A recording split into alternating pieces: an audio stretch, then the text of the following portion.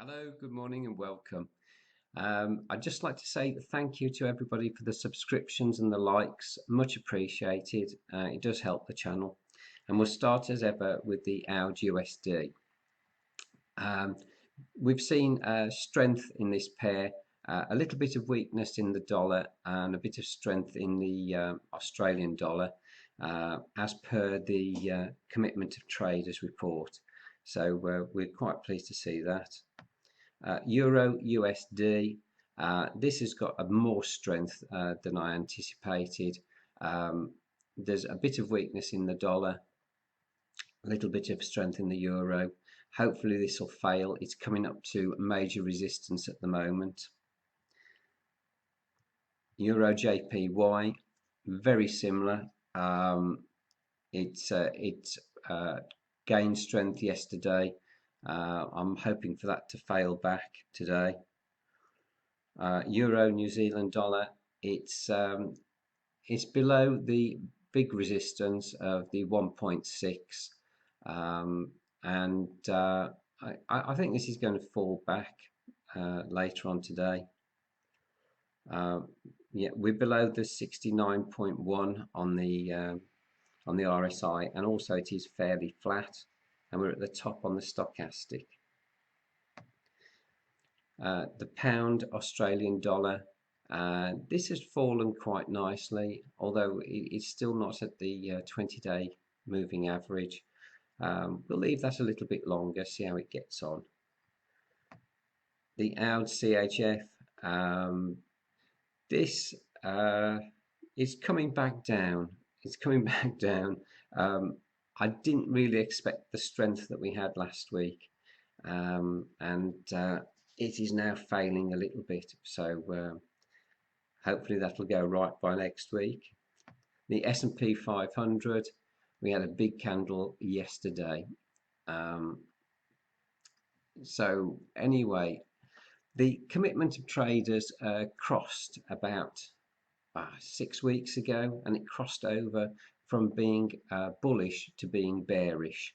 And this is the whole reason why I've shown a little bit of interest in it, and I've done a couple of reports on it.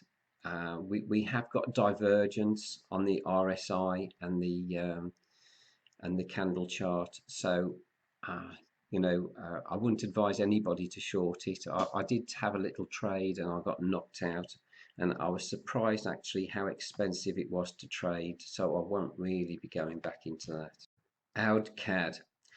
Well, we've seen a little bit of strength in the Canadian dollar and also in the Canadian dollar. So basically the position on this pair has remained unchanged the last few days. The USD Mexican peso, yeah, dearie me. Bit of weakness on the dollar and maybe a little bit of strength on the Mexican peso because of its safe haven. It's got a fairly high interest rate, so I'm looking for that to change. USD Canadian dollar, this has fallen quite nicely. I was expecting it to get a bit further down here. We had a good long candle yesterday, might get another one today. We'll see how that goes. Euro, the pound, we've got our trend line up here. We've had 3 good long candles now. We'll see if this one today can reach the 85 or maybe get a little bit over. And I would have thought that was about done, but we'll look at it tomorrow. I'm waiting. I would prefer the RSI to get more up towards the 69.1 mark and then cut back through. So we'll see what happens tomorrow. Euro, Swiss franc, this is about where I pointed it out at the beginning of the week. Slightly under. We had a little bit of an up and a down yesterday. We'll see what happens later on today. USD, JPY, a bit of weakness on the dollar, and we've seen this position fall a little bit. a little bit. It's not really making positive moves down. Um, we'll just have to wait. Just have to wait with that one. USD JPY.